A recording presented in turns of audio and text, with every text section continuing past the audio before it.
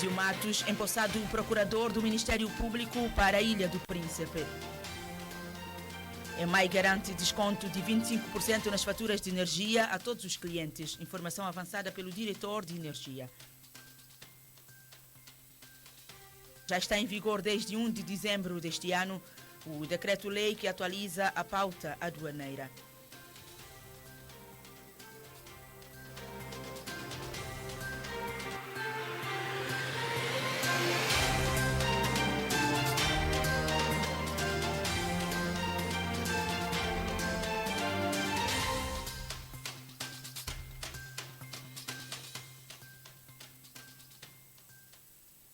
Boa noite. A Ilha do Príncipe já tem um procurador adjunto residente para dar resposta aos casos do Ministério Público da região. Domílio Matos foi oficialmente apresentado esta semana numa cerimónia presidida pela Ministra da Justiça e Direitos Humanos, Ilza Amado Vaz. Finalmente, foi encontrada a resposta a um dos gritos da população da Ilha do Príncipe no que concerne ao reforço no sistema judicial. Em 2018, fiz uma primeira missão de visita à região autónoma do Príncipe. Foi chamada um grupo de cidadãos para o centro, o anfiteatro do Príncipe, onde eu fui claramente confrontado com frontalidade típica da região autónoma do Príncipe sobre os problemas da justiça na região. Passados 5 anos, as condições foram criadas e esta semana foi oficialmente apresentado para esta região autónoma um procurador adjunto. Ao senhor procurador adjunto Domílio Matos, o Ministério Público exige que seja o embaixador, que seja a verdadeira marca transformadora, que seja aquilo que se precisa efetivamente do Ministério Público. Uma exigência cuja resposta eficaz deverá contar com a contribuição da população residente, pediu no seu discurso empossado. Estou ciente da descontinuidade geográfica da região autónoma do Príncipe. Por este motivo, evitarei esforços para que haja uma justiça de proximidade. Para o efeito, contarei convosco para a consolidação de uma justiça real ao serviço do cidadão. Respondeu em nome do governo e dos cidadãos da região autónoma do Príncipe o presidente Filipe Nascimento. Manifestar-lhe toda a nossa disponibilidade e engajamento para, dentro daquilo que é a cooperação necessária para, sobretudo, ponto de vista logístico, para a boa execução das suas tarefas, o governo regional, julgo, as instituições regionais como um todo, estaremos cá abertos para que, juntos, tornemos a justiça mais funcional. Ministra da Justiça esteve a presidir o ato que contou com presença de diferentes individualidades. O governo continua empenhado a trabalhar para que o que é dito no discurso se traduza efetivamente na melhoria do sistema da justiça. Ao nível de todo o processo judiciário, há um processo que está em curso no sentido de informatizar todos os trâmites processuais, o que quer dizer que iremos introduzir maior celeridade, fiabilidade, de maneira a que o cidadão, quando recorre à justiça, tenha a sua situação resolvida em tempo oportuno e de maneira transparente, o que irá levar também à credibilização do sistema judiciário. Cerimônia de apresentação oficial do Procurador Adjunto para a Ilha do Príncipe. Construção de um espaço prisional na Ilha do Príncipe é o próximo desafio do 18º Governo da República, anunciou a Ministra da Justiça, Ilza Amado Vaz, na cerimônia de apresentação oficial do Procurador Adjunto. Não havendo condições para se efetivar o julgamento na região autónoma do Príncipe, o detido é transferido 2, 3 vezes para Santo Tomé, para ser ouvido, para ser julgado e, finalmente, para cumprir a pena em Santo Tomé e Príncipe, o que também põe em causa a realização dos direitos humanos e a declaração de Nelson Mandela sobre as regras e os direitos dos reclusos. Este é o próximo grande passo que teremos que dar. A construção de um espaço prisional na região autónoma do Príncipe.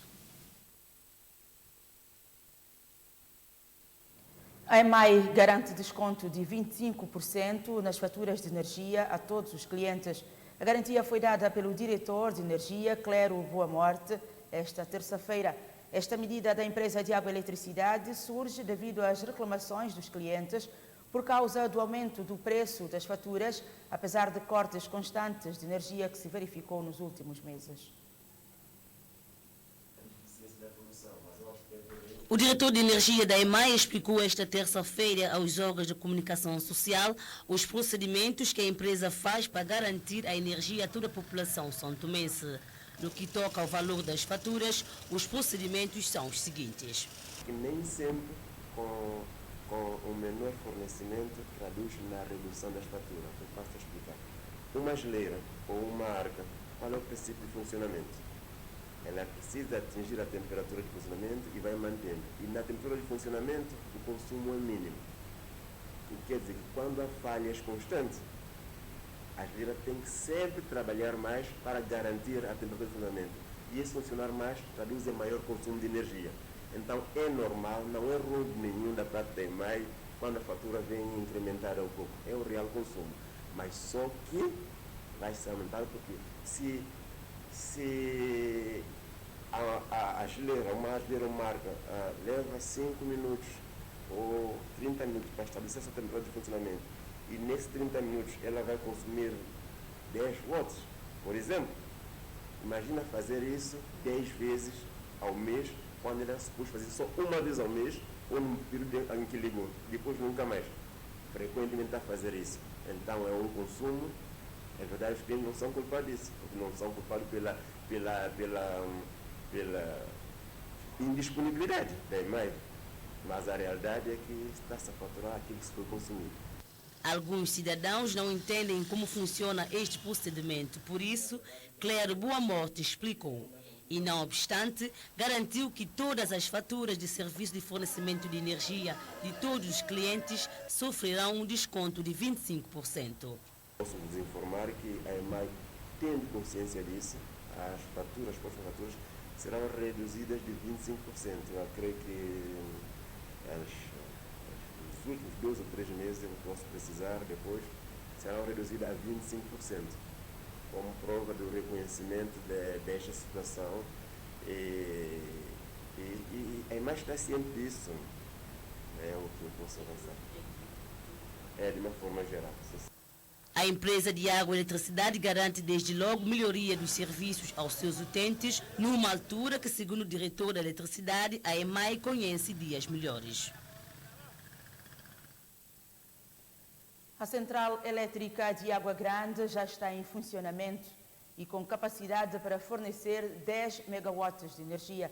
A garantia foi do diretor de energia, Clero Boa Morte.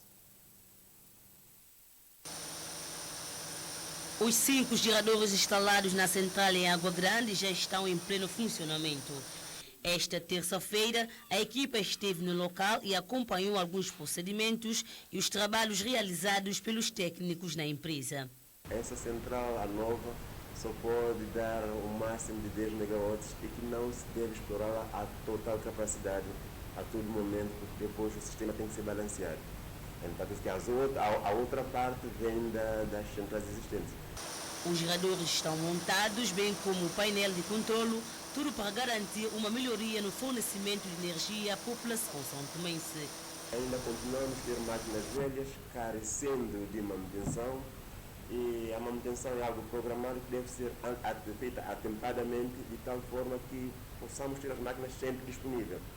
E é verdade que recebemos uma central nova, que já vai ajudar bastante para garantir a presença e a disponibilidade, mas temos que continuar sempre a fazer manutenção nas nossas máquinas, porque é a soma de tudo, dá aqueles 20 megawatts acima disso, que garante a energia para todo o pessoal.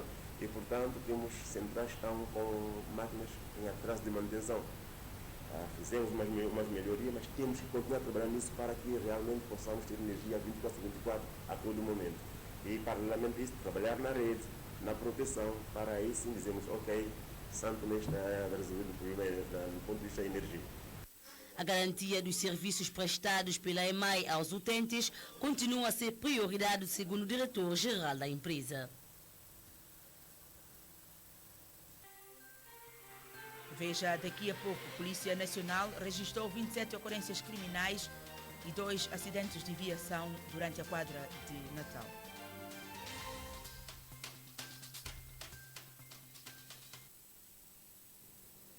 Entrou em vigor desde o dia 1 de dezembro deste ano o decreto-lei que atualiza a pauta aduaneira. Novas medidas tarifárias para fazer face à isenção do IVA. Vários produtos da cesta básica tiveram uma isenção total de impostos que deverá ser acompanhada com a redução dos preços dos produtos no mercado. É preciso entendermos que não podemos ter um regime fiscal totalmente isento de taxas. Aliás, o dever de pagamento de direitos aduaneiros, como impostos que são pagamento do IVA e outros impostos, é um dever genérico a que todos estamos sujeitos para, de alguma forma, contribuirmos para a capacidade do Estado de realizar e assumir encargos com a educação, com a saúde, com o funcionamento da administração pública e outros. Portanto, está fora de questão, naturalmente, qualquer hipótese de termos taxas zeros em todos os regimes aduaneiros. No entanto, conhecendo a nossa realidade e a capacidade contributiva até dos nossos cidadãos e contribuintes, era necessário adotar-se um regime mais flexível para mercadorias consideradas essenciais. Estamos a falar de algumas mercadorias incluídas na cesta básica, no quadro da lei do IVA e no quadro da lei orçamental atualmente em vigor. Estamos igualmente a falar de algumas mercadorias consideradas essenciais que hoje passaram igualmente a integrar um regime de taxa zero, não somente ao nível dos direitos aduaneiros, como também do próprio IVA. Estou-me a referir concretamente aos medicamentos, à ração animal, ao gás butano, à farinha de trigo, já mencionada aqui na peça que acabamos de ver, o leite, que são mercadorias que tradicionalmente eram importadas de forma livre, portanto, sem quaisquer custos em matéria fiscal. E era de todo importante que, com a adoção do IVA, nós continuássemos nesse regime, para que não houvessem estrangulamentos e problemas ao nível de produção local. Se tivermos que falar, por exemplo, da farinha de trigo, é uma mercadoria, um produto fundamental para a produção do pão. Nós todos sentimos, com a implementação do IVA, o tamanho do pão que era comercializado nas padarias.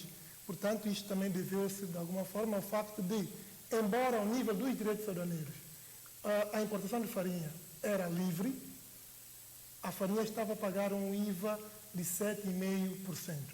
Isto, naturalmente, tinha repercussão ao nível de produção do pão. Hoje, com essas reformas, a farinha de trigo voltou novamente a ser importada sem quaisquer taxas.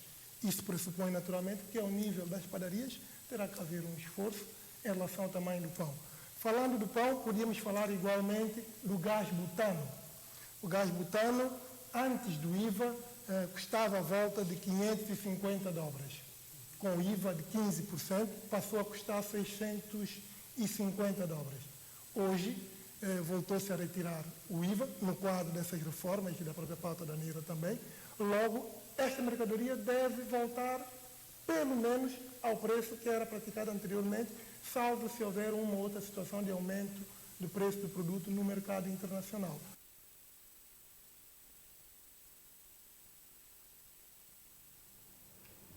Nos dias 24 e 25 de dezembro, a Polícia Nacional registrou 27 ocorrências criminais e 2 acidentes de viação. Já no Hospital Central, Dr. Aires de Menezes, deram entrada 19 pessoas no banco de urgência. Ainda assim, as autoridades sanitárias, bem como as forças de segurança, fazem um balanço positivo comparativamente ao ano passado. Durante o período da festa de Natal, no banco de urgência do Hospital Central, Aires de Menezes, foram atendidos 19 casos. Podemos dizer que nós tivemos uns dias festivos calmos, porque nós não tivemos assim muitas incidências. Nós tivemos, nos casos de trauma, nós tivemos um total de 15 casos nos adultos e 4 nas crianças. E dos tanto 15 nos adultos como 4 nas crianças foram casos ligeiros. Ninguém teve nenhuma situação assim de que teve que sofrer alguma intervenção cirúrgica ou uma outra situação. Nós também não tivemos nenhum registro de corpos sem vida, de afogamentos, pessoas que chegaram já mortas no hospital. A Polícia Nacional registrou um total de 27 ocorrências criminais, sendo o distrito de Água Grande com o maior número de casos. Relativamente aos crimes de ofensas corporais, para este ano a Polícia Nacional registrou 8 casos, para violência doméstica 4 casos e para furto a Polícia Nacional registrou 6 casos criminais. Estamos a falar dos crimes que têm maior destaque normalmente na nossa sociedade. Portanto, são esses crimes com maior destaque onde a Polícia Nacional registrou o maior número. Portanto, a nível de detenção, para este ano a Polícia Nacional efetuou 8 detenções, concernente a situações inopinadas, situações que careceram intervenção da Polícia Nacional. Estamos a referir situações em que um casal, Praia Gamboa, portanto, a esposa agrediu com golpe de faca ao seu marido de 23 anos de idade, portanto, que deixou com ferimentos ao longo do corpo. Essa é uma situação também que a Polícia Nacional registrou, portanto, a senhora pôs em fuga, mas todas as diligências estão a ser efetuadas para podermos interceptar a senhora. Foi uma senhora também de 46 anos de idade que foi agredida na sua residência por seus vizinhos, portanto estamos a referir de um grupo de vizinhança que decidiu desentendimento com a senhora e assim invadiu a residência da senhora para poder posteriormente agredir a senhora. E a senhora teve ferimentos ao longo do corpo, lesões e, portanto, também careceu ser socorrida ao hospital para intervenção médica. Em relação à segurança rodoviária, no ano anterior registrou-se 12 casos de acidentes de viação e neste ano houve uma redução de 10 casos. Um por colisão e um isolado. Portanto, são situações de acidente que não são graves. Nós tivemos o registro de acidente de viação isolado, onde houve sim um ferimento grave. Estamos a falar de motociclista que teve fratura na perna e encontra-se sob cuidado médico. Portanto, este ano fazemos balanço positivo. A Polícia Nacional congratula-se com o comportamento da população neste ano e referiu que tudo está a decorrer com o plano previsto na operação de quadra festiva em segurança, que conta com a participação de cerca de 350 efetivos.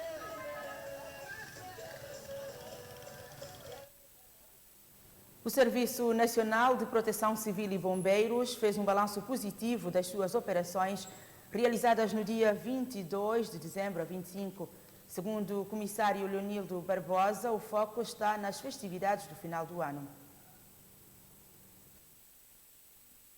Nós tivemos um acumular de 66 ocorrências normais de rotina, com maior incidência para casos de doenças súbitas.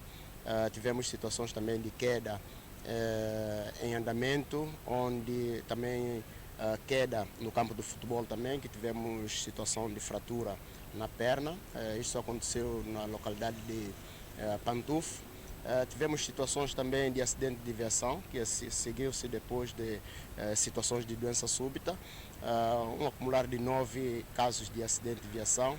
Graças a Deus não tivemos situações de perda humana, mas tivemos situações de fraturas, hematomas e escoriações. Estamos preparados, não obstante algumas dificuldades que nós temos, estamos preparados e até nesse momento está a decorrer um encontro com todos os outros agentes da proteção civil, que tem a ver, por exemplo, como a Cruz Vermelha, a Comprec, a Guarda Costeira, a Capitania dos Portos, também os elementos da área de saúde,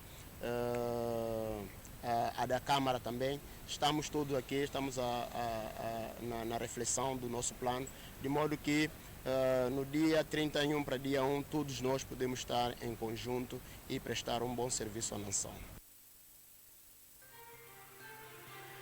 Pelo menos 160 pessoas foram mortas em ataques de grupos armados na Nigéria esta segunda-feira.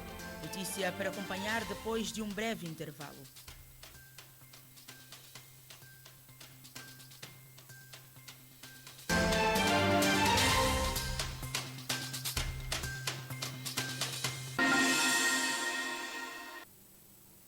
Mais notícias amanhã, às 20. Nós voltamos.